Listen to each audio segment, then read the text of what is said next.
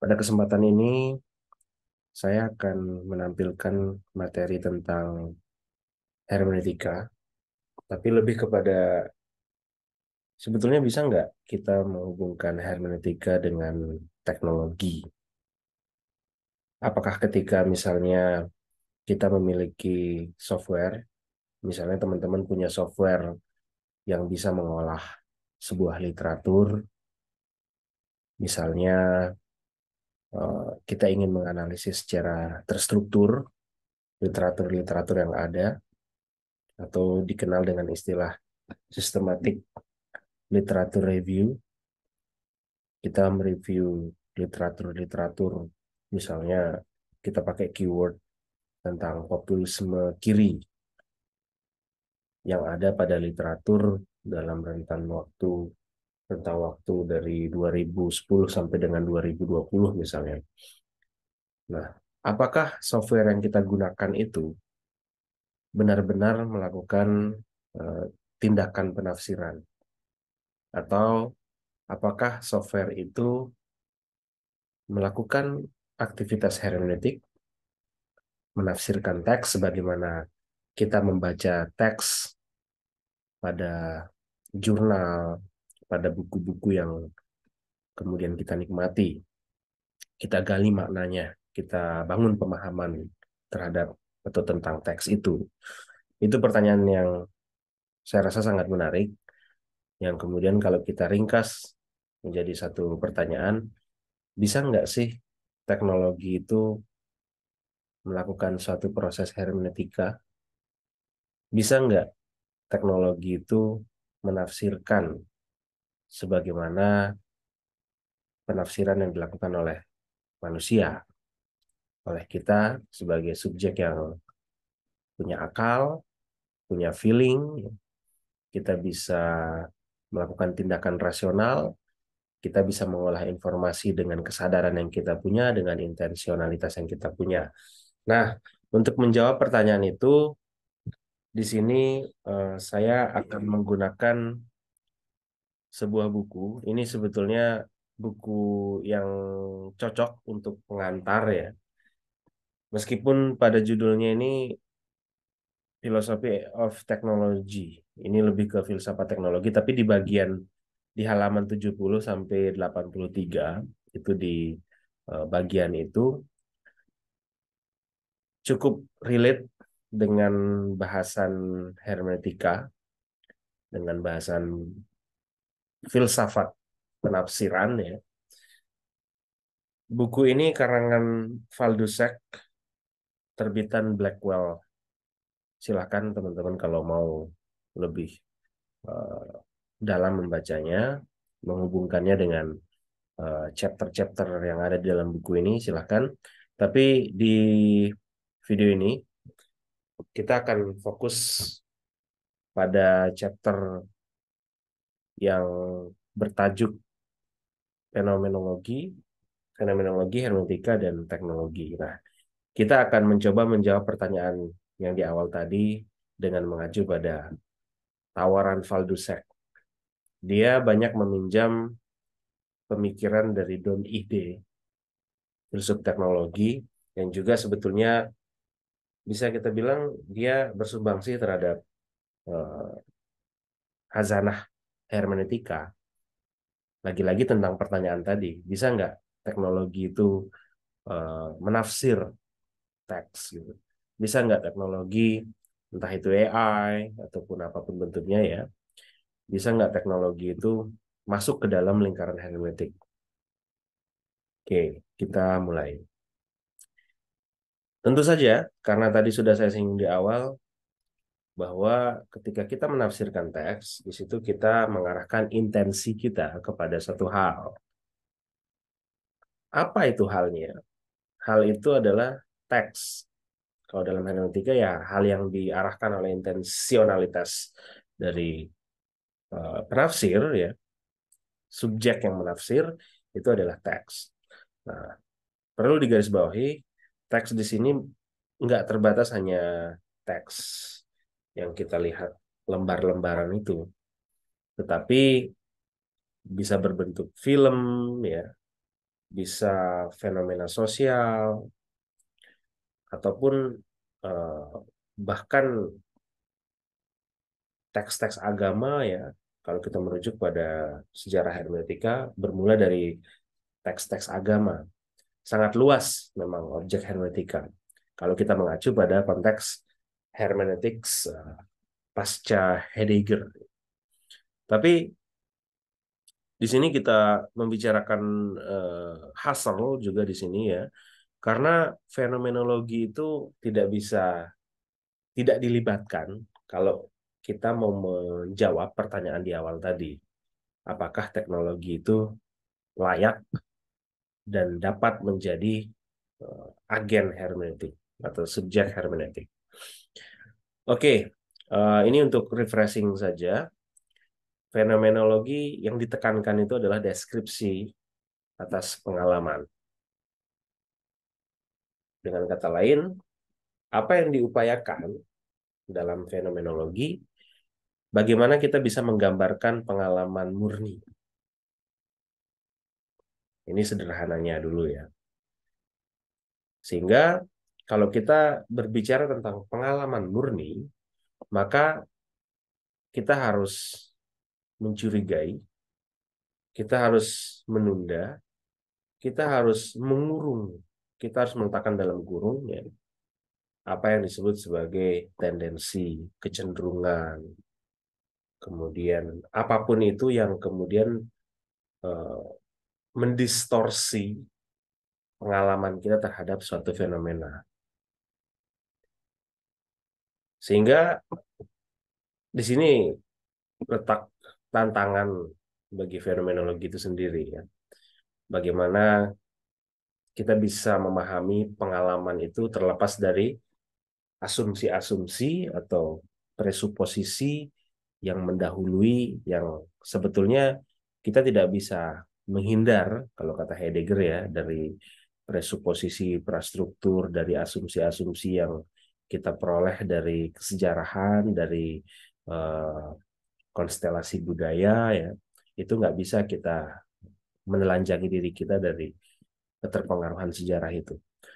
Tapi apa yang diupayakan oleh fenomenologi ala Edmund Husserl adalah bagaimana kita meletakkan semua itu dalam kurung. Bagi Husserl, pengalaman seharusnya dideskripsikan tanpa teori atau prasangka yang mempengaruhi deskripsi tersebut. Nah, itu susah. Coba teman-teman bayangkan, bisa nggak kita mendeskripsikan atau kita memahami, di sini mungkin kalau saya memahaminya ya, kita menafsir pengalaman itu, ketika ada fenomena, kita tafsirkan pengalaman kita tanpa melibatkan teori terdahulu atau prasangka-prasangka yang kita punya. Contoh misalnya, ketika saya ingin memahami orang Jawa, kebetulan saya orang Lombok, orang Sasak, suku Sasak, tinggal di Jawa hampir 10 tahun, lalu saya tertarik memahami bagaimana cara orang Jawa itu bersosialisasi dalam konteks keluarga misalnya. Cara seorang anak berkomunikasi kepada orang yang lebih tua gitu ya. Nah, kalau kita libatkan asumsi-asumsi mendasar, kita libatkan apapun yang kita peroleh dari kesejarahan, ya tentu saya itu tumbuh dan besar, lahir, tumbuh dan besar itu di Lombok. Dalam konteks sosial orang-orang Lombok, orang-orang Sasak. Dan akan menjadi sangat sulit ketika saya mengkaji orang Jawa tanpa melibatkan kelombokan saya. Itu hampir mungkin mustahil ya. Pasti ketika saya membaca fenomena yang ada di Jawa, ketika saya berusaha memahami fenomena-fenomena yang ada di Jawa, terutama di Jogja misalnya, pasti saya akan mengkomparasikannya dengan prapemahaman saya tentang Jawa, yaitu pemahaman saya yang terbentuk dalam konteks Lombok, konteks sosial yang ada di Lombok. Lalu saya mengkomparasikan ya, dan proses saya memahami pengalaman saya atas fenomena orang Jawa, interaksi orang Jawa, itu akan mungkin bisa dibilang diintervensi oleh presuposisi atau praanggapan saya yang di mana itu terbentuk dalam konstelasi budaya di luar Jawa, yaitu budaya Lombok. Nah, tapi kalau kita pakai Husserl, ya kita harus menelanjangi dulu. Kita harus meletakkan teori atau prasangka saya sebagai orang Sasak, orang Lombok, itu ke dalam sebuah kurung, ya, Einklammerung dalam bahasa Jerman ya. Husserl juga ya hampir sama dengan fenomenolog lainnya. Nanti kita akan lihat bagaimana Ihde dan Hubert Dreyfus ya, fenomenolog juga melihat ini, bahwa semua kesadaran adalah kesadaran tentang suatu hal. Ya. Intensionalitas, atau kita pakai istilah consciousness bisa, pasti dia about something ya, dan mengarah pada satu hal. Searle juga pernah bilang bahwa intensionalitas kita ini dalam konteks filsafat akal budi ya, tapi nyambung juga sama fenomenologi karena itu berkesinambungan, bahwa intensionalitas kita itu tidak pernah mengarah pada satu hal yang kosong. Ini terlepas dari perdebatan status ontik, status ontologis dari objek intensionalitas itu. Tapi whatever, apapun yang kita intensikan, kita pikirkan, kita bayangkan, kita imajinasikan, itu pasti about something, directed at, mengarah pada satu hal, about something, representing something, merepresentasikan sesuatu. Nah, itu yang kemudian inline dengan Husserl dan fenomenolog lainnya ya, bahwa semua kesadaran adalah kesadaran terhadap sesuatu.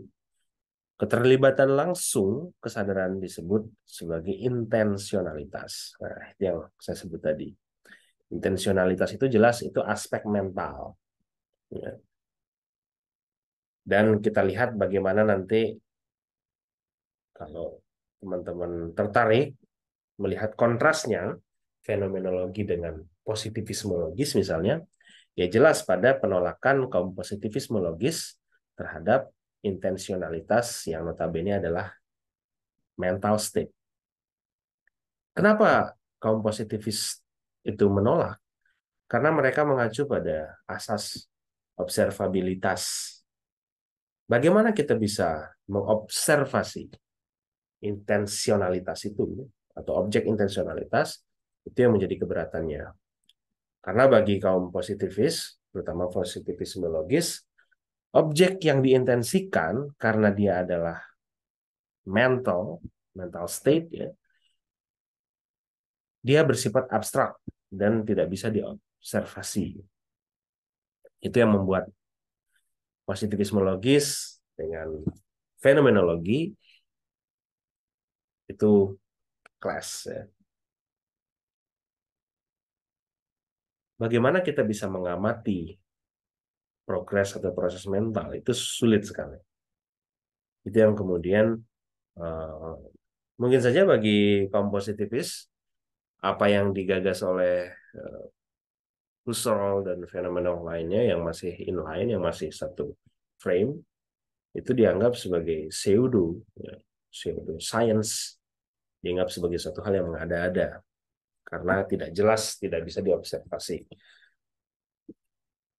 Oke, kita sedikit menyinggung, tentu ini tidak menggambarkan secara utuh tentang fenomenologi Husserl, tapi setidaknya ini adalah bagian yang penting dalam fenomenologi Husserl tentang reduksi fenomenologis. Pertanyaan tentang keberadaan objek pengalaman diletakkan dalam tanda kurung atau ditangguhkan oleh apa yang disebut sebagai reduksi fenomenologis. Jadi, ketika kita bicara tentang fenomenologi, bagaimana ekstensi dari objek pengalaman, objek yang kita intensikan, bagaimana status ontologis dari fenomena itu kita taruh dulu dalam kurung. Sehingga deskripsi fenomenologis terhadap pengalaman itu mencakup baik itu pengalaman perseptual maupun aspek konseptual dari pengalaman tersebut. Sehingga kalau kita lihat, misalnya saya tadi mengambil contoh ketika saya mengamati fenomena sosial orang Jawa, maka yang saya alami itu mencakup atau meliputi pengalaman perseptual. Perseptual ketika saya bertemu langsung, berinteraksi langsung dengan orang-orang Jawa, dan aspek konseptual dari pengalaman tersebut. Kita bisa menggarisbawahi di sini aspek konseptual dari pengalaman. Aspek konseptual. Tentu ketika saya berhadapan dengan satu fenomena, maka saya menafsirkan tuh fenomena itu. Ketika menafsirkan pasti ada teori yang saya punya. Saya tentu membentuk satu pemahaman ke dalam satu forma yang saya andaikan dalam pikiran saya, sehingga pengandaian saya itu membentuk satu formasi, di mana formasi itu akan membentuk pemahaman saya tentang fenomena itu. Husserl dan para pengikutnya mengklaim bahwa mengekstraksi esen dari pengalaman ya, melalui apa yang disebut oleh Husserl sebagai intuisi eudosetis, itu yang kemudian menjadi di-highlight di situ, bahwa ada intuisi eudosetis, di mana kita bisa mengekstraksi esensi dari pengalaman itu. Kalau dalam bahasa Yunani, eidos itu bentuk platonis. Kalau kita bicara platonis, ada namanya ideal form. Ketika kita membaca dunia, dunia itu, pemahaman kita tentang dunia, itu menyesuaikan dengan ideal form yang kita punya. Sehingga ya, apa yang kita lihat itu sebetulnya mimesis dari apa yang ada dalam ideal form itu. Apa yang sungguh nyata adalah ideal form. Sehingga penangkapan kita terhadap dunia yang kita observasi secara konkret itu sebetulnya menyesuaikan dengan ideal form. Itu yang kemudian dipakai oleh Husserl di sini dalam hubungannya dengan intuisi eudosetis. Nah, ini pertanyaan untuk kita semua, untuk teman-teman di sini, mungkin yang menonton di sini banyak pembaca Husserl. Bagaimana korelasi filsafat Husserl dengan filsafat transendental ala Immanuel Kant misalnya, atau bisa dibilang ketika Eropa itu terjangkit oleh filsafat transendental. Kita lihat Hegel, kemudian dan filsafat-filsafat modern, filsuf-filsuf modern yang lainnya. Oke, kita lanjut.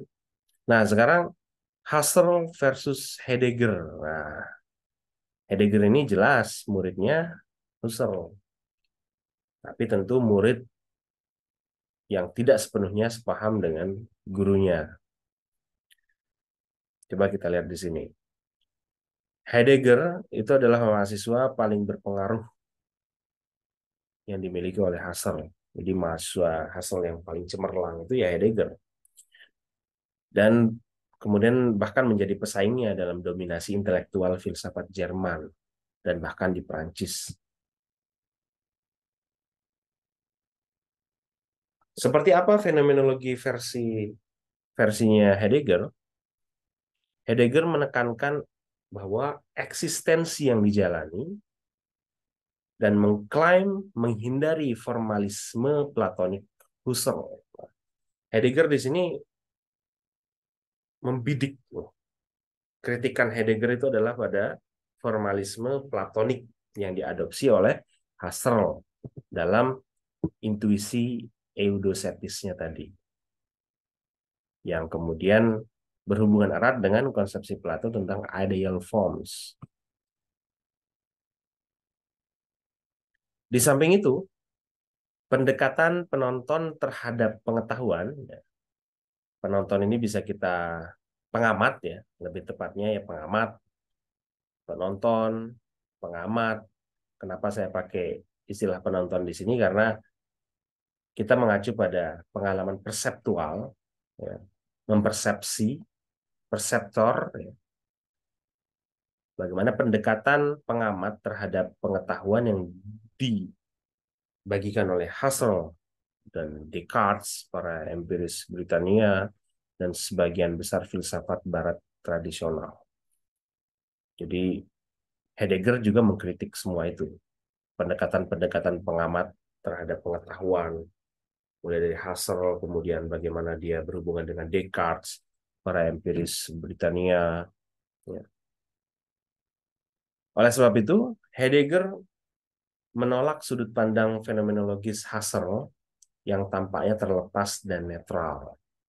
Nah, kalau kita lihat dalam konteks hermeneutik, hermeneutika setelah Heidegger, pasca Heidegger, dengan muridnya yang kemudian mempatenkan hermeneutika Heidegger itu yaitu Gadamer, jelas Heidegger itu menolak adanya satu pengamatan yang terlepas dan bersifat netral, terlepas dari asumsi-asumsi atau praasumsi, praanggapan, itu ya, prastruktur pemahaman, itu tidak ada.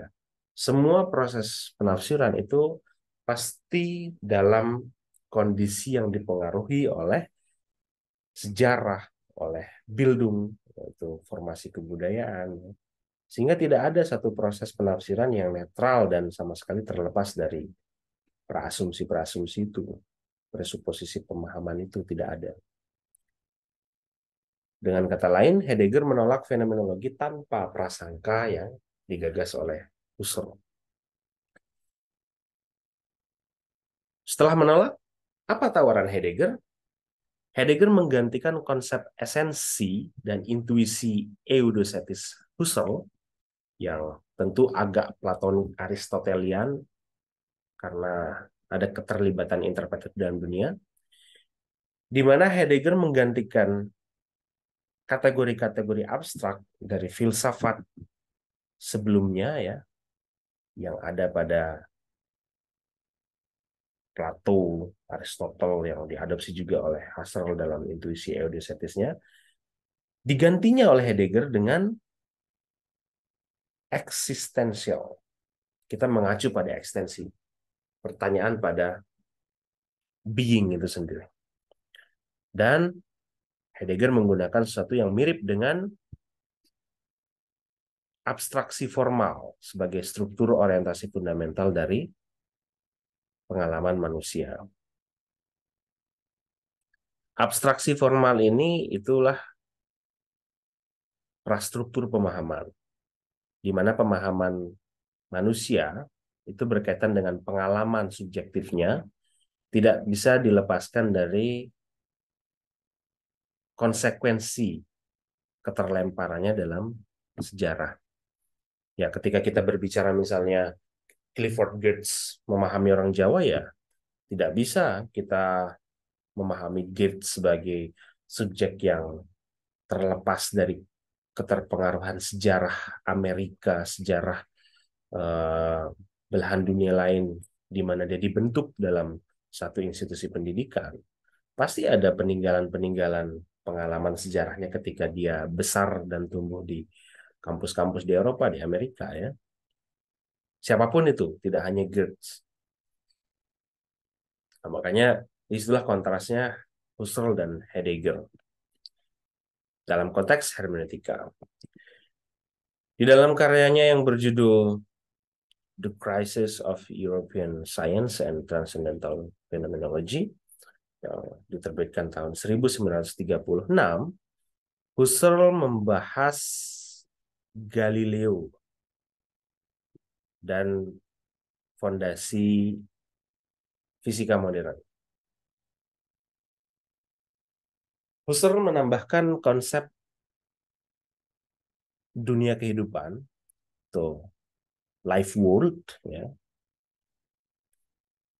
yaitu pengalaman hidup kita keseharian yang sebetulnya menjadi latar belakang abstraksi ilmiah. Beberapa mengklaim bahwa karya The Crisis itu merupakan upaya untuk merespon kritik dan fenomenologi yang dikembangkan oleh muridnya, yaitu Heidegger. Silahkan teman-teman kalau tertarik melihat bagaimana disputation, bagaimana perdebatan antara Husserl dengan Heidegger, bisa baca buku Husserl yang berjudul The Crisis of European ini. Oke, kita lanjut ke pembahasan berikutnya, fenomenologi eksistensial dan fenomenologi hermeneutis. Di sini kita agak sedikit beralih ke Perancis, ya. Pada tahun 1960-an, Jean-Paul Sartre dan Merleau-Ponty dalam tulisan mereka pada tahun 1940-an dan 1950-an menyebut gerakan baru ini sebagai fenomenologi eksistensial.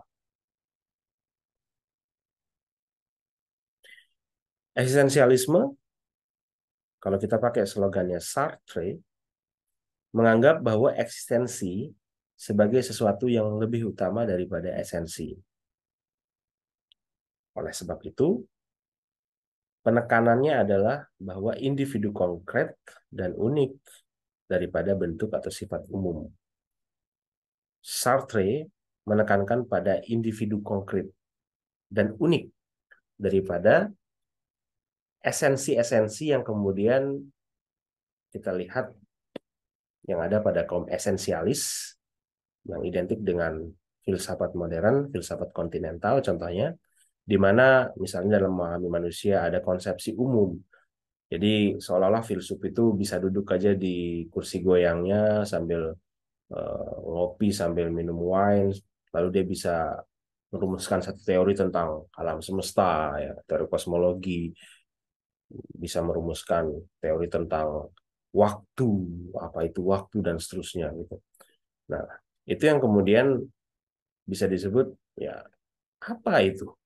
Bagaimana seorang bisa memahami dunia hanya dengan duduk mengabstraksikan dunia? Ya, harus ada satu pengalaman kemengadaan, pengalaman eksistensial, sehingga orang bisa merumuskan satu konsep tertentu.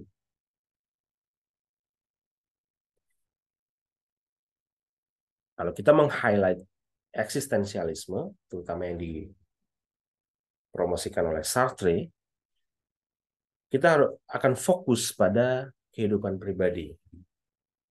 Kita fokus pada bagaimana kita mengalami hidup kita yang kadang luput. Seringkali apa yang tidak kita sadari itu sebetulnya adalah yang paling nyata. Sigmund Freud juga mengatakan demikian, ya, tentang apa yang tidak kita sadari itu sebetulnya itulah yang paling real gitu ya, kurang lebih seperti itu. Sementara empirisme menurut Sartre berfokus pada ilmu pengetahuan empiris. Dan kalau dilihat di sini, semuanya akan menolak bentuk-bentuk Plato, bentuk-bentuk gagasan Platonik, dan rasionalisme yang ekstrim. Ini bisa kita hubungkan lah kalau teman-teman misalnya mengkaji filsafat ilmu misalnya ya tentang atau metafisika pada umumnya, perdebatan realisme dengan antirealisme. Apakah dunia ini dalam rangka memahami dunia, bagaimana korelasi, bagaimana relasionalitas antara kesadaran pikiran kita dengan realitas itu. Bagaimana status kebenaran dari pengetahuan yang kita klaim tentang dunia. Nah, itu kan bisa kita lihat tegangannya di situ. Apakah pengetahuan yang kita punya itu benar-benar merepresentasikan realitas sebagaimana adanya, atau dia pure adalah produk rasionalitas kita, sehingga itu disebut sebagai rasionalisme ekstrim.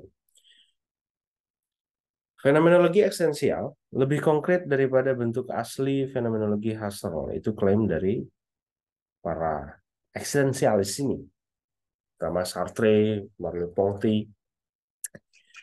Karya Heidegger lebih tepat disebut sebagai fenomenologi hermeneutik karena menggabungkan wawasan dari teori interpretasi teks dan budaya.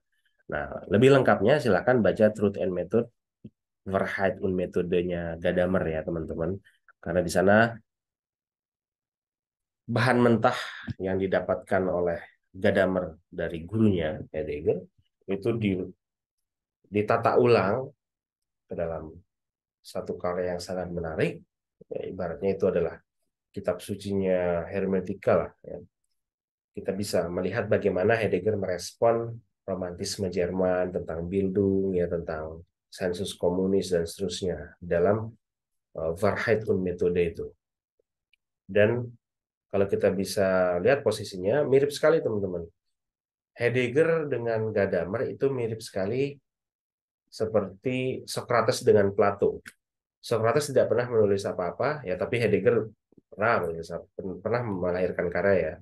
Tapi posisinya di sini Gadamer itu sebagai murid setia dari Heidegger, sama seperti Plato yang kemudian menulis banyak tentang gurunya Socrates.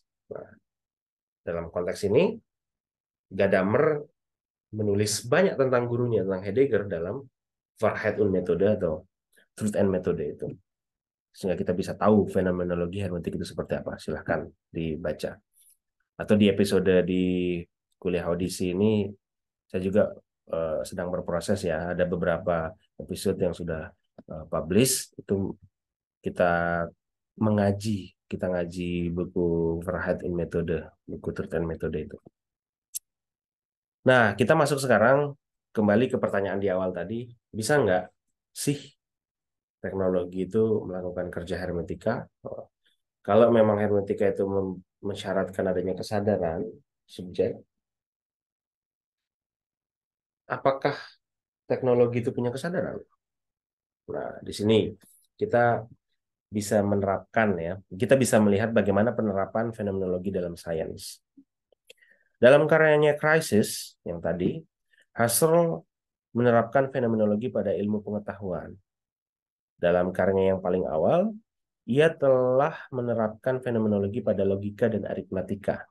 Sejumlah pengikutnya menerapkan fenomenologi pada fisika, matematika, psikologi, dan diagnosis medis. Mungkin aja kita bisa mentrace di Sigmund Freud, ya di Lacan, dan seterusnya. Husserl menekankan bahwa abstraksi ilmu pengetahuan adalah idealisasi dari konsep pengalaman hidup, life world itu. Sebagai contoh, fisika, matematika itu adalah idealisasi yang dihasilkan melalui pendekatan berturut-turut dari volume dan bentuk-bentuk biasa pengalaman. Nah, kita dalam merumuskan satu teori matematika, fisika itu bermula dari pengalaman. Tidak bisa kita melepaskannya dari pengalaman. Titik awal yang mendasar adalah pengalaman hidup, life world. Baik objek pengalaman biasa maupun objek ilmu pengetahuan. Itu adalah objek pengalaman yang dapat dideskripsikan secara fenomenologis. Nah, kita lihat kronologi singkat sejarah hermeneutika. Bagaimana fenomenologi itu bisa kita hubungkan dengan hermeneutika. Hermeneutika bisa dimaknai sebagai interpretasi, sebagai teori interpretasi, atau sebagai filsafat tentang interpretasi. Dan dalam sejarahnya, hermeneutika dimulai dari teks-teks Alkitab dalam tradisi Kristen. Yang paling di-highlight dalam sejarah hermeneutika itu adalah Friedrich Schleiermacher, filsuf sekaligus teolog Jerman, abad ke-19, yang mengembangkan hermeneutika menjadi disiplin interpretasi teks secara umum. Kemudian, dalam konteks historisisme, dalam konteks pengkajian atas teks-teks sejarah. Filsuf dari Jerman juga yang bernama Wilhelm Dilthey pada akhir abad ke-19 memperluas hermeneutika untuk mencakup pemahaman tentang manusia dalam konteks budaya. Sehingga kalau Dilthey ini dia lebih mengarahkan kita pada bagaimana inner Leben interpretator dengan inner Leben dari autor, bagaimana hubungannya. Sedangkan Heidegger menggabungkan konsep-konsep hermeneutika ke dalam versi fenomenologinya sendiri, yaitu fenomenologi hermeneutik. Dan lebih lengkapnya, silahkan baca Truth and Method ya. Di kanal YouTube ini juga kita akan membahas itu, dan beberapa episode juga sudah publish. Hermeneutika dalam kontras tajam dengan versi awal fenomenologi Husserl tidak mengklaim untuk mendekati masalah dari sudut pandang tanpa prasangka. Ya. Meskipun secara lebih ketat, ya, secara lebih kabur, itu bisa kita lihat dalam hermeneutika pra-Heidegger, di mana masih ada semangat objektivitas, ya, semangat objektivisme untuk menghadirkan kebenaran teks sebagaimana apa yang dikehendaki oleh autor. Tapi dalam konteks hermeneutika pasca Heidegger, prasangka itu tidak bisa kita hindari. Sebaliknya, kita merujuk pada Gadamer, hermeneutika menyatakan bahwa kita mendekati sebuah teks dengan prasangka atau pra-pemahaman, di mana prasangka itu memungkinkan kita untuk menginterpretasikan teks dan memungkinkan kita untuk meneliti orientasi awal dari teks itu. Inilah yang disebut sebagai hermeneutical circle, lingkaran hermeneutik. Jadi prasangka itu kemudian kita bisa melihat dalam konteks apa sih autor ini, dalam konteks sejarah apa sih autor ini melahirkan sebuah teks itu, sebuah pemikiran itu. Nah, ini yang kemudian kita garis bawahi di sini. Pertanyaan di awal tadi, bisa nggak sih teknologi itu melakukan suatu tindakan hermeneutis? Nah, tadi kita sudah punya modal fenomenologi ya, bahwa kita menekankan pada life world, kita menekankan pada kehidupan yang kita alami, kita pada pengalaman subjektif kita ya. Tapi kalau Husserl itu agak sedikit hati-hati dengan prasangka, tapi kalau Heidegger itu malah prasangka itu suatu hal yang necessity, yang penting dan niscaya. Kita tidak bisa menolak prasangka. Dan itu malah menjadi core dari hermeneutik circle, dari lingkaran hermeneutiknya Heidegger. Nah, sekarang kita mencoba untuk menjawab pertanyaan tadi di awal tentang teknologi dan hermeneutika itu. Maka dari kita merujuk pada Don Ihde di sini. Dalam beberapa dekade terakhir, muncul upaya untuk mengkaitkan hermeneutika dengan teknologi. Ada Patrick Hillan dan Don Ihde. Yang keduanya adalah filsuf Amerika yang mengupayakan hal itu. Sebelumnya, hermeneutika ilmu pengetahuan berarti interpretasi budaya terhadap ilmu pengetahuan. Tetapi Ihde telah mengembangkan hermeneutika dalam ilmu pengetahuan, yaitu suatu uraian tentang aktivitas interpretatif ilmuwan dalam membaca instrumen. Nah, di sini ditekankan adalah instrumen. Bagaimana kemudian kita bisa mempertanyakan ulang ketika ilmuwan itu masuk ke dalam lab, sebetulnya yang dia baca, yang dia tafsirkan itu adalah realitas itu atau instrumen yang digunakan untuk mengkaji realitas. Itu menjadi pertanyaannya kalau mengacu pada Don Ihde. Sehingga di sini ditekankan bahwa ilmuwan itu tidak bisa terlepas dari yang namanya instrumen. Makanya ada yang namanya realisme instrumental. Bahwa kita bisa mengakses realitas sebagaimana adanya, atau misalnya kalau itu terlalu naif ya, terlalu ekstrim, kita bisa mengakses realitas dengan bantuan instrumen. Itu instrumen sains itu. Ya, kalau kita mengambil sikap yang realis, sehingga pengetahuan yang kita ambil itu tidak secara total adalah konstruksi pikiran dan kesadaran. Tetap ada realitas yang direpresentasikan, tetap ada realitas yang dirujuk, dan pengetahuan tentang realitas itu bisa dibilang ya benar-benar mengarah pada realitas yang diketahui itu, gitu. Tapi dengan bantuan instrumen di situ. Kalau dalam realisme instrumental ya. Nah, kalau dalam hermeneutika kita bisa lihat, ini pembacaan saya sebetulnya ya, penafsiran saya, bahwa pengajakan atau sakralisasi metode dalam tradisi hermeneutika pra-Heidegger itu mirip seperti memposisikan metode itu sama atau sejajar dengan instrumen sains. Bahwa realitas teks itu bisa kita pahami, bisa kita hadirkan dalam pemahaman kita jika dan hanya jika kita menggunakan satu instrumen, satu metode yang diyakini bisa menggaransi pemahaman kita. Nah, itu tentu dalam tradisi biblikal ya, di mana metode itu diyakini dapat mengantarkan kita pada pemahaman yang benar tentang teks. Itu mirip dia. Ini upaya saya mencocokkannya. Nah, kita lanjut ke slide berikutnya. Bagaimana ide dan ide memperluas hermeneutika? Nah, aplikasi kita menggunakan fenomenologi teknologi itu paling jelas dan mudah dimengerti dalam karya-karya filsuf teknologi Amerika kontemporer, yaitu Don Ihde. Dalam bukunya yang berjudul Technology and Life World, ya, tahun 1990, dan karya-karya lainnya, Ihde telah berkonsentrasi pada peran alat ilmiah atau alat instrumen-instrumen sains dalam proses pengamatan. Fenomenologi persepsi menjadi titik awal analisis. Tapi Ihde menekankan bahwa perangkat teknologi memediasi persepsi ilmiah. Nah, di sini ya.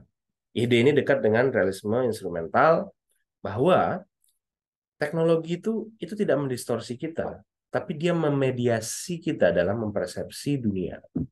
Sehingga dalam konteks hermeneutika, ya Ihde di sini posisinya kalau menurut saya ya, dia agak dekat juga dengan hermeneutika pra-Heidegger karena memposisikan metode itu sebagai instrumen dalam penafsiran yang bisa memediasi kita di dalam mempersepsi dunia teks itu, realitas teks itu, sehingga kita bisa memperoleh kebenaran teks sebagaimana yang dikendai oleh autor itu.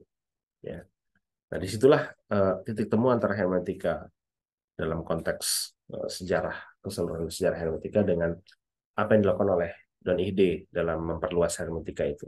Jadi Ihde itu ingin bahwa teknologi seperti AI, software-software yang membantu kita mengolah literatur dalam sistematik literatur review itu sebetulnya bisa disertakan, eh, bisa ada di dalam lingkaran hermeneutik.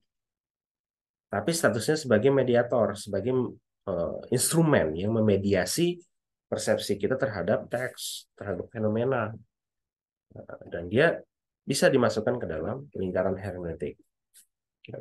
Nah, ini tentang realisme instrumental. Teman-teman di sini bisa baca artikel tadi Slav Fast ya, di Synthesis Library volume 462 462. A New Start for the Philosophy of Mathematics and the Philosophy of Science. Ide mengadopsi realisme instrumental. Ide menyatakan bahwa objek-objek ilmu pengetahuan yang paling teknis adalah objek persepsi, meskipun merupakan persepsi yang diperluas secara teknologis seperti objek-objek dalam akal sehat para saintis itu. Jadi ketika misalnya sekarang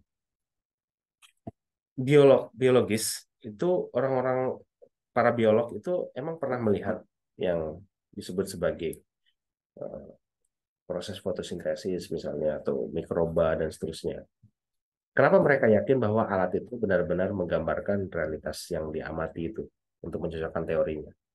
Ya, di situ posisinya dalam proses memahami, nah, itu proses hermeneutik. Ketika orang saintis dalam lab, mereka sedang melakukan suatu tindakan hermeneutis. Mereka mengamati, memahami, ya. Karena kalau kita pakai hermeneutika pasca Heidegger, ya hermeneutika itu yang memahami, bukan melulu tentang teori interpretasi, metode interpretasi, tapi ya filsafat itu adalah, hermeneutika itu adalah filsafat itu sendiri. Karena orang selagi dia hidup, ya dia dalam proses memahami, dalam lingkaran hermeneutika yang tiada hentinya, tapi dia mati gitu ya. Nah, itulah kalau kita pakai misalnya bagaimana hermeneutika kaitannya dengan fenomenologi ya, dan teknologi, bahwa teknologi itu dalam konteks hermeneutikanya ide, dia memediasi interpretator terhadap interpretandum. Jadi posisinya ya di tengah-tengah. Ada interpreter ingin memahami teks atau interpretandum. Nah, untuk memahami ini dia memerlukan instrumen di sini. Ya, instrumen itu adalah teknologi. Maka sah-sah saja kita menafsirkan teks menggunakan bantuan AI misalnya. Ya. Tapi posisinya dia sebagai mediator di situ. Bukan sebagai core dari proses penafsiran itu. Oke, kita lanjut. Ide mencatat bahwa ada dua mode berbeda dari persepsi instrumental. Dalam satu mode yang pertama, pengamat dan instrumen bersatu, berbeda ya, dengan objek ilmu pengetahuan. Pengamat dan instrumen bersatu, namun berbeda dengan objek ilmu pengetahuan. Jadi ada pengamat, ada instrumen. Nah, instrumen ini memediasi intensionalitas dari pengamat. Ide mengilustrasikannya aku, instrumen, kemudian objek. Nah, itu ada dalam kurung di sini ya, aku dan instrumen di sini.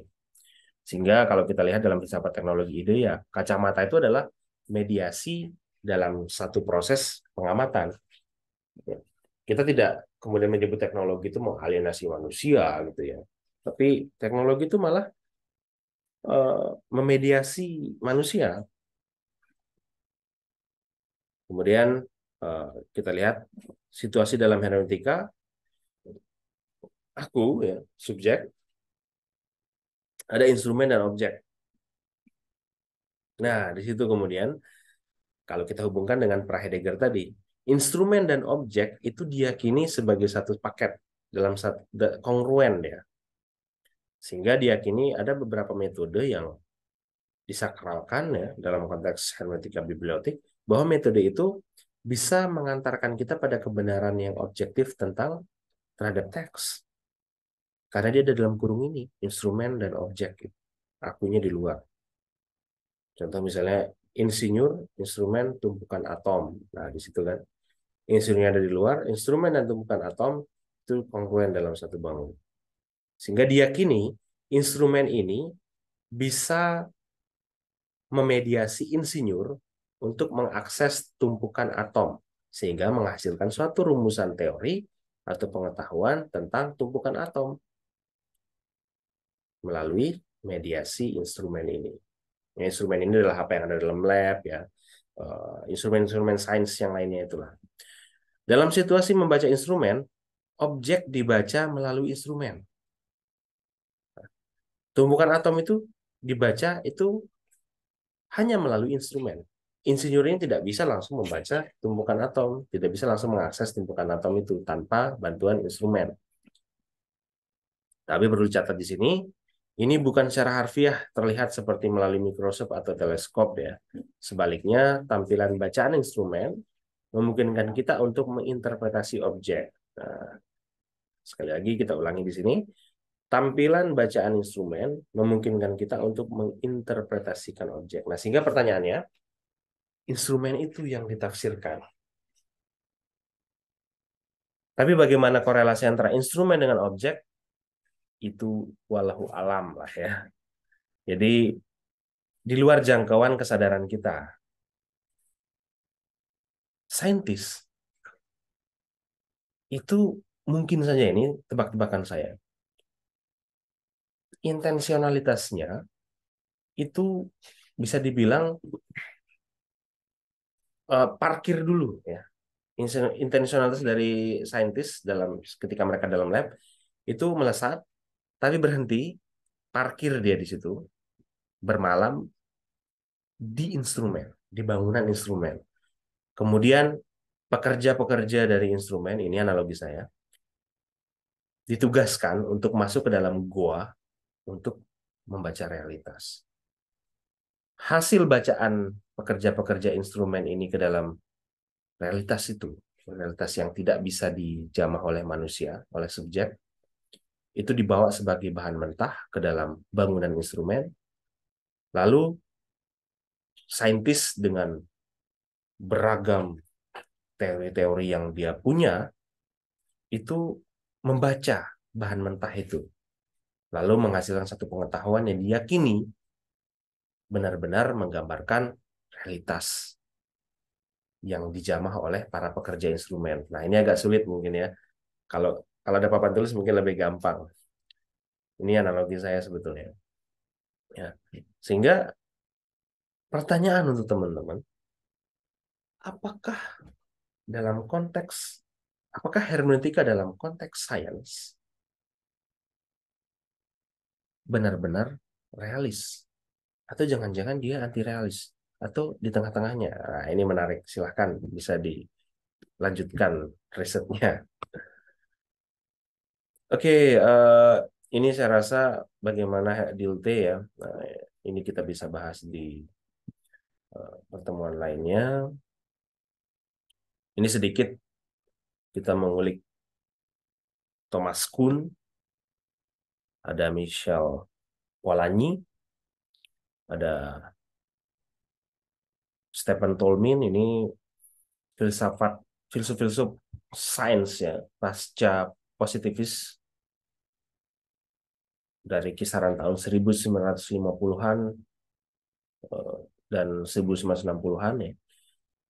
Pada kurun waktu ini, citra sains sebagai mesin formal deduktif yang menghasilkan prediksi dari hukum-hukum formal dan universal itu berusaha digantikan. Sekali lagi, berusaha digantikan dari mesin formal deduksi yang menghasilkan prediksi dan hukum-hukum formal. Sains itu diarahkan kepada gambaran yang melibatkan paradigma informal dan prasangka tak sadar, model dan inferensi bergantung pada konteks. Itu yang diupayakan oleh karya-karya yang dipromosikan oleh Thomas Kuhn ya, ada Michel Polanyi, Tolmin, Hansen ya. Bahwa sains itu tidak sama seperti instrumen pasif gitu. Sains itu terikat dengan konteks sosial. Makanya ada namanya sosiologi iptek ya. Bahwa ketika para saintis itu mengalami krisis, suatu teori mengalami krisis, itu tidak terlepas dari pengaruh atau dinamika yang terjadi dalam komunitas ilmiah. Kalau kita berbicara komunitas ilmiah, pasti itu adalah akumulasi atau gabungan dari banyak subjek di situ, di mana setiap subjek itu punya kesadarannya masing-masing, punya sejarahnya masing-masing, punya praanggapan, prasangkanya masing-masing. Nah, sehingga sains itu tidak sama seperti mesin formal deduktif. Tapi sains itu, di dalam sains itu ada paradigma informal yang di dalamnya prasangka itu memainkan peran yang sangat penting. Maka dari itu, citra nomotetik diterima sebagai deskripsi yang akurat dari ilmu pengetahuan alam oleh tradisi hermeneutik dan neo-Kantian serta oleh positivis logis. Ya, bagi banyak filsuf sains digantikan oleh citra sains yang lebih mendukung dan serupa dengan interpretasi hermeneutik. Jadi ini sejarahnya ya, bagaimana hermeneutika itu dalam hubungannya dengan sains itu lebih kepada turning point yang dilakukan oleh Thomas Kuhn, Michel Polanyi, Hansen, Tolmin.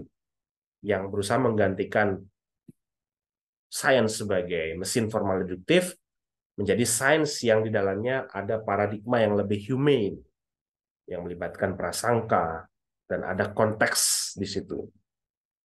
Ya. Jadi di sini kita lihat bagaimana hermeneutika itu dalam sains. Poin kritik, nah ini menarik di sini, interpretasi hermeneutik terhadap sejarah ilmu pengetahuan dan ilmu pengetahuan sebagai fenomena budaya melampaui karya pemikir hermeneutika awal, tetapi tidak bertentangan dengan pendekatan mereka. Sekali lagi, saya ulang baca. Interpretasi hermeneutik terhadap sejarah ilmu pengetahuan dan ilmu pengetahuan sebagai fenomena budaya itu sebetulnya melampaui karya pemikir hermeneutik awal, tetapi tidak bertentangan dengan pendekatan mereka. Ini maksudnya bahwa karya pemikiran hermeneutik awal itu tidak membatasi bagaimana proses hermeneutik, proses interpretasi itu terjadi. Jadi kita tidak memposisikan suatu gagasan tokoh yang punya pemikiran hermeneutika sebagai metode yang stuck, sebagai metode yang fix gitu ya. Karena di sini kita harus juga beranjak bahwa hermeneutika itu tidak melulu soal metode, tetapi ya filsafat itu sendiri. Karena kalau hanya berhenti pada metode, maka hermeneutika itu akan menjadi kacungnya metode, akan menjadi budaknya metode. Kita tidak akan pernah bisa fokus pada bagaimana memahami satu fenomena teks, bagaimana memahami satu fenomena, bagaimana memahami teks, kalau kita masih punya tugas yang dibebankan kepada kita untuk melanggengkan metode penafsiran di situ ya.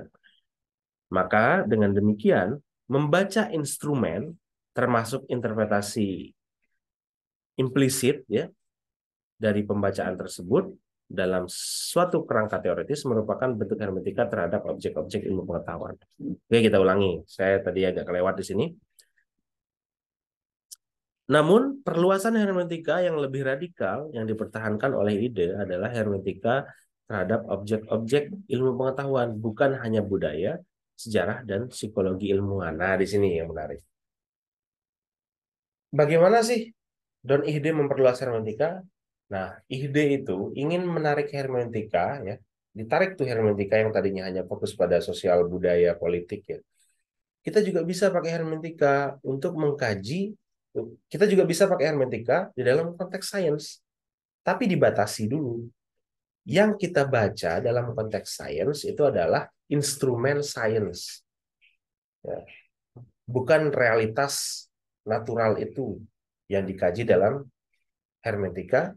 Kalau kita hubungkan hermeneutika dalam sains, saya ulangi lagi, hermeneutika dalam konteks sains yang menjadi objek, yang menjadi teks, yang menjadi interpretandumnya adalah instrumen sains itu.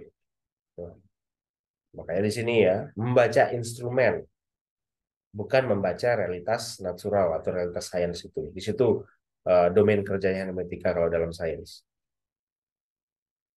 Nah, maka dari itu, hermeneutika objeknya itu adalah objek-objek ilmu pengetahuan itself gitu. Bukan objek dari fisika, biologi, dan seterusnya. Nah, kita pindah ke kritikan Dreyfus atas AI ya. Ada Hubert Dreyfus, ini seorang fenomenolog juga. Bentar ya, Bi. Nggak apa-apa. Istri mengajak sholat. Bentar dulu, kita bahas Dreyfus di sini. Hubert Dreyfus itu pengikut Heidegger, filsuf Amerika, memberikan aplikasi yang mungkin paling berpengaruh dari pendekatan fenomenologis terhadap teknologi. Kita bisa melihatnya dalam kritikannya terhadap artificial intelligence.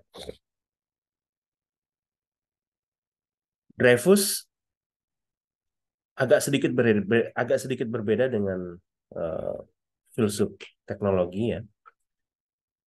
Dia memberikan pengaruh langsung pada praktisi ilmu komputer dan telah mengarah pada modifikasi strategi mereka.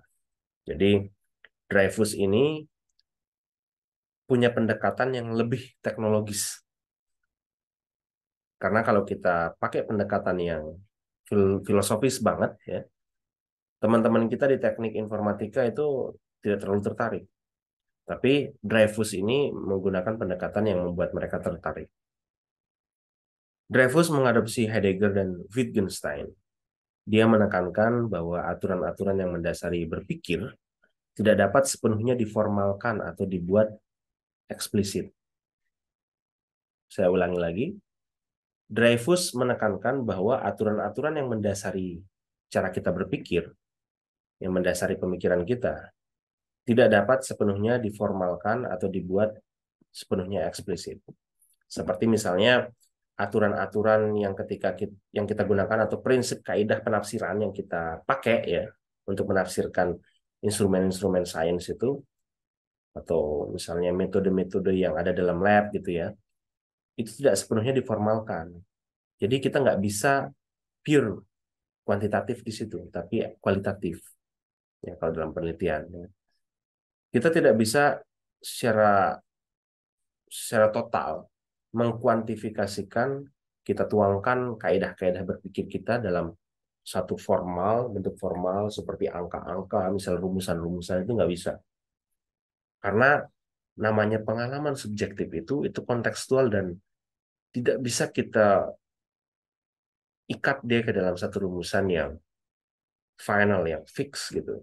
Karena manusia itu tidak bisa dipetakan, tidak bisa disamakan dalam mendeskripsikan manusia sama seperti ketika kita mendeskripsikan helm. Ya, tentu sangat beda.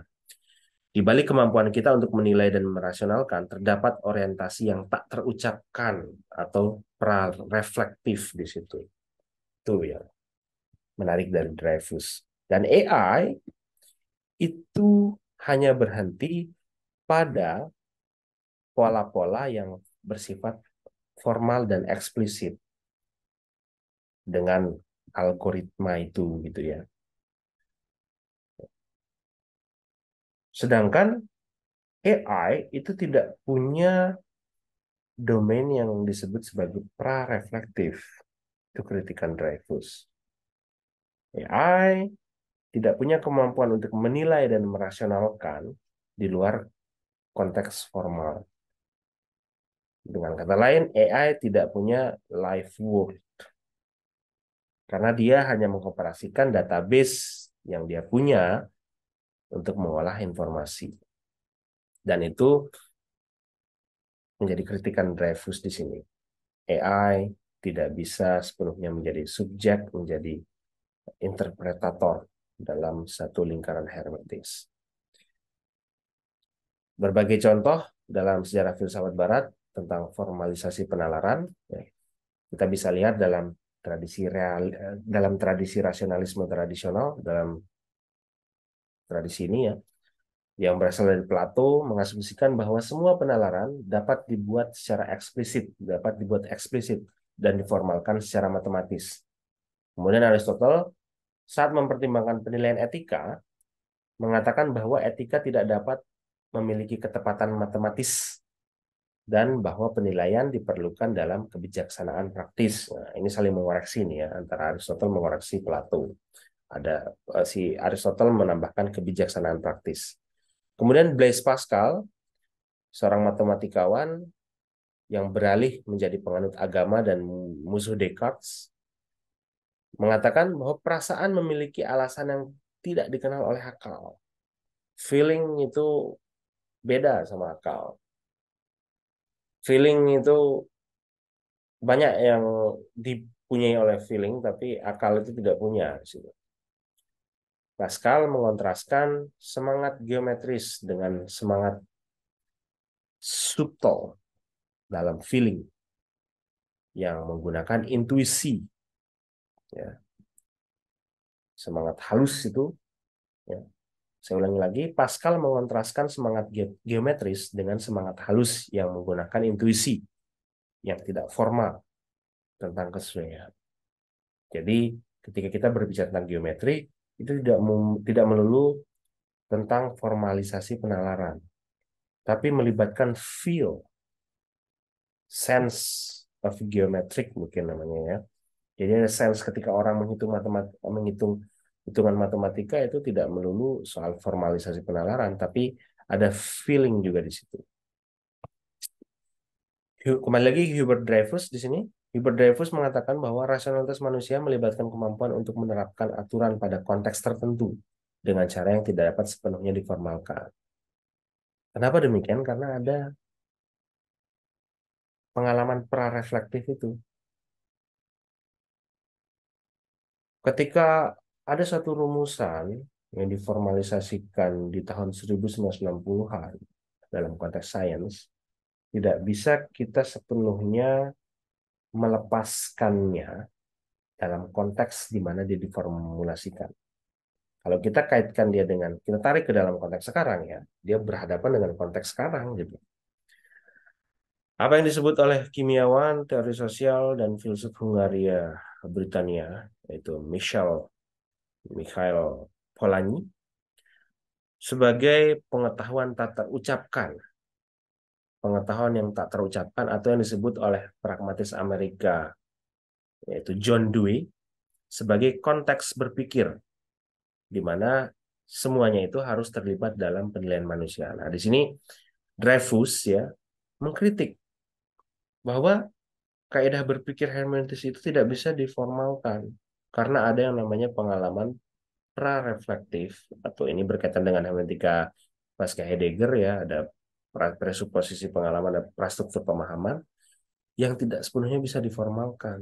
Nah, kita tidak mungkin menemukan kaidah menafsirkan gitu ya. Bagaimana kita menafsirkan novel. Kalau Anda mau memahami satu novelnya Pram pakai kaidah ini, ya terserah pembaca. Mau pakai kaidah apa, dia akan bangun realitas novel itu dalam kepalanya. Ya. Kemudian Polanyi mengatakan ada pengetahuan tak terucapkan, ada John Dewey, konteks berpikir bahwa ketika kita berpikir menafsirkan suatu hal itu terikat dengan konteks. Ya.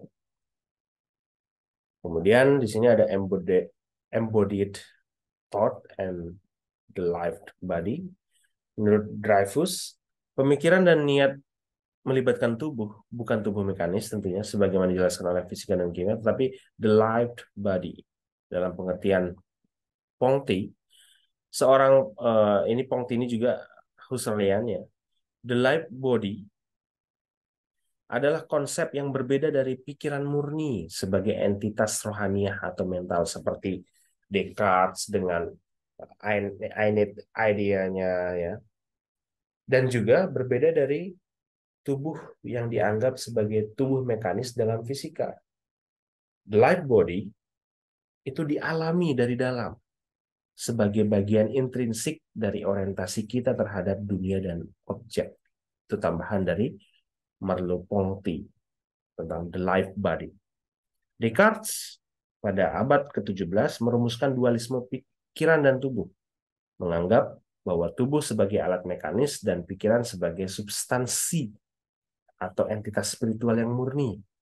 Ya, ini dualisme Cartesian yang lagi-lagi sampai hari ini itu sangat berpengaruh dalam sejarah filsafat, terutama filsafat barat. Jadi mendemarkasi antara pikiran dan tubuh, di mana ada entitas spiritual murni, yaitu cogito itu. Sedangkan tubuh itu adalah alat mekanis. Keberatan Dreyfus di sini terhadap kecerdasan buatan atau dalam konsepsi AI tradisional, yaitu masalah AI klasik secara implisit ya. Jadi AI klasik ini secara implisit mengasumsikan bahwa persepsi dan berpikir hanyalah rangkaian kualitas, atribut atau fitur diskrit dari objek dan fakta yang dimanipulasi atau diproses sesuai dengan aturan eksplisit. Nah, itu yang ditolak oleh Dreyfus. Kalau kita pakai aturan eksplisit untuk memproses objek dan fakta, itu sama saja bohong di situ. Ya. Nah, ini kesimpulannya kalau kita tarik ya, kaitannya Hubert Dreyfus dengan Don Ihde di sini, bahwa pendekatan fenomenologis dan hermeneutik terhadap teknologi memiliki banyak kontribusi untuk deskripsi dan pemahaman praktik teknologi, bahkan untuk peningkatan teknologi itu sendiri. Kalau kita lihat tadi ya, AI, kalau mengacu pada AI klasik ya, Masih ada aturan eksplisit di situ. Tapi kalau kita posisikan AI sebagai mediator, memediasi proses pembacaan kita terhadap realitas, maka dia bisa dilibatkan dalam satu kerja hermeneutik.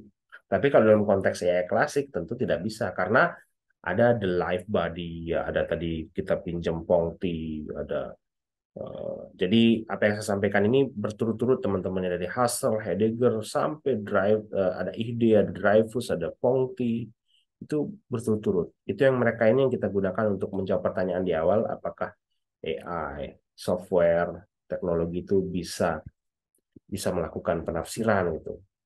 Nah, jawabannya adalah semuanya teknologi dan turunan-turunannya itu sebagai mediasi, sebagai instrumen ya.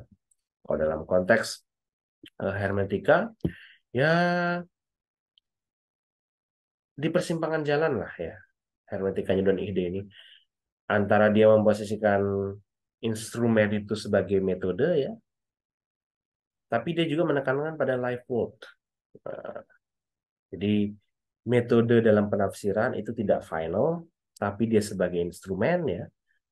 Karena apa? Kenapa dia tidak final? Karena ada pengalaman pra-reflektif, ada presuposisi pemahaman, ada prastruktur pemahaman di situ. Nah, jadi ide ini kalau kita taruh dalam sejarah hermeneutika, dia mengambil juga dalam tradisi hermeneutika pra-Heidegger, di mana menekankan metode di situ karena method is an instrument, tapi juga menekankan bahwa metode ini nggak final.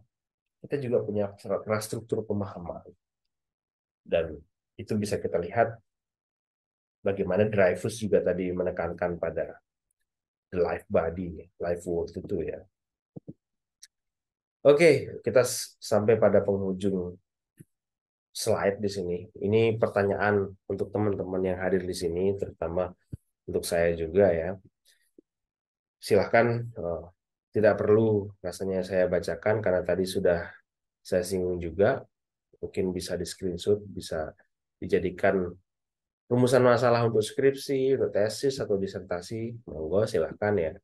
Jadi semoga rumusan pertanyaan di akhir ini yang saya ambil lagi-lagi dari Valdusek tadi, dari buku yang saya tampilkan di awal, ini silakan bisa teman-teman kembangkan untuk membangun satu riset filsafat yang menarik. Oke, sekian. Terima kasih. Kita ketemu di episode berikutnya.